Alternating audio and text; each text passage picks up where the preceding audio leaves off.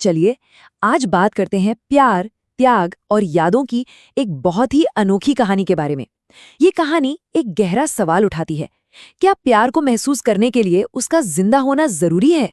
तो देखिए, कहानी के केंद्र में दो लोग हैं जो इस पूरे संघर्ष को दिखाते हैं।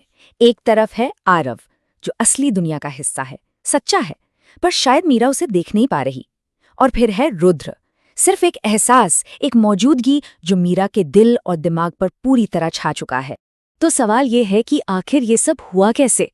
कहानी का ये पहला हिस्सा हमें उसी इमोशनल कॉन्फ्लिक्ट की जड़ तक ले जाता है जो पूरी कहानी की नींव है। कहानी के किरदार बहुत सिंपल लेकिन गहरे हैं। बीच में है मीरा, जो जिंदा लोगों और रूहों की दुनिया के बीच फंस गई है।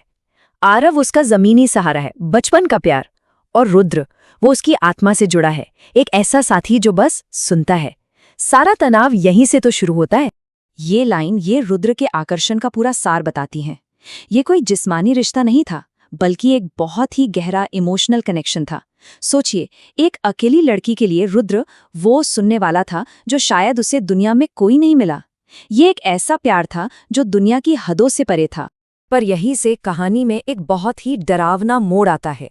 जो रिश्ता सुकून देने वाला लग रहा था, वो धीरे धीरे कुछ खतरनाक बन जाता है। चलिए देखते हैं कि ये बदलाव कैसे आया। असल में रुद्र का प्यार वो प्यार था ही नहीं जो सुकून दे। वो एक जुनून था, शांति पाने का नहीं, बल्कि मीरा को किसी भी कीमत पर हासिल करने का।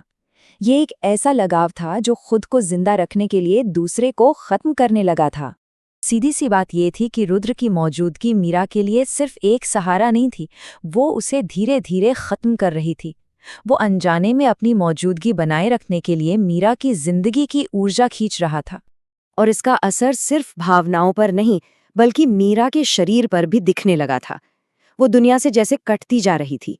दिन में उसकी मुस्कान गायब रहती, नींद में वो रुद्र का नाम लेती, उसकी त्वचा पर अजीब ठंडे निशान पड़ने लगे थे और उसकी सांसें भी हल्की होती जा रही थीं।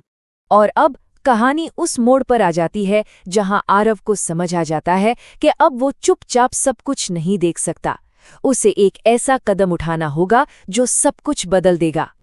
आरव का प्लान बिल्कुल सीधा था, लेकिन उतना ही खतरनाक भी। ये कोई आम लड़ाई नहीं थी, ये एक रस्म थी। जिंदगी बचाने के लिए रूह से एक टकराव। उसका हर कदम दिखाता है कि मामला कितना गंभीर है। उसे सिर्फ एक भूत का नहीं, बल्कि मीरा के प्यार का भी सामना करना था। और जब आरव उसका सामना करता है, तो रुद्र उसके सामने ऐसी शर्त रखता है जो किसी के भी होश उड़ा दे। वो कहता है, या तो मुझे रहने दो और मीरा को मरते हुए देखो, या मुझे खत्म कर दो और शायद मीरा को वैसे भी खो दो। ये एक इमोशनल ट्रैप था। अब ये सवाल सीधा हमारे सामने है, क्या किसी ऐसे इंसान को बचाना सही है जिसे आप प्यार करते हैं, ये जानते हुए कि ऐसा करने से आप वो चीज छीन लेंगे जो उसे खुशी देती है, भले ही वो खुशी उसे मार रही हो? इसका कोई आसान जवाब नहीं है, है ना? तो आखिर क्या फैसला लिया गया और उसकी कीमत क्या चुकानी पड़ी? चलिए अब कहानी के उस हिस्से पर चलते हैं जहां ये फैसला लिया जाता है और उसके नतीजे सामने आते हैं। लेकिन रुद्र के आखिरी शब्द वो सब कुछ बदल देते हैं। वो दिखाते हैं कि उसके जुनून के पीछे कहीं ना कहीं एक निस्वार्थ प्यार भी छिपा था। वो समझ गया था कि मीरा को पकड़े रखना उसे मार डालेगा, और उसका आखिरी कदम कब्जे का नहीं, बल्कि आजादी का था। एक भूत का ये आखिरी बलिदान। और नतीजा मिला जुला था। मीरा को जिंदगी तो वापस मिल गई, लेकिन इसकी कीमत उस प्यार की याद थी जिसने उसे लगभग मार ही डाला था। वो आजाद तो थी, पर उसकी कहानी का एक पूरा चैप्टर ही मिटा दिया गया था। तो चलिए अब कहानी के आखिरी हिस्से की ओर बढ़ते हैं। देखते हैं कि इस भयानक हादसे के बाद मीरा की जिंदगी ने क्या मोड़ लिया। ये टाइमलाइन मीरा के ठीक होने के उस धीमे और सुकून भरे सफर को दिखाती है। रुद्र के साथ उसका प्यार एक तूफान जैसा था, लेकिन आरव के साथ ये एक शांत, धीरे धीरे बढ़ने वाला एहसास था। ये जुनून से शांति की तरफ एक बदलाव था। और यहीं कहानी का सबसे बड़ा थीम सामने आता है, दो तरह के प्यार का फर्क।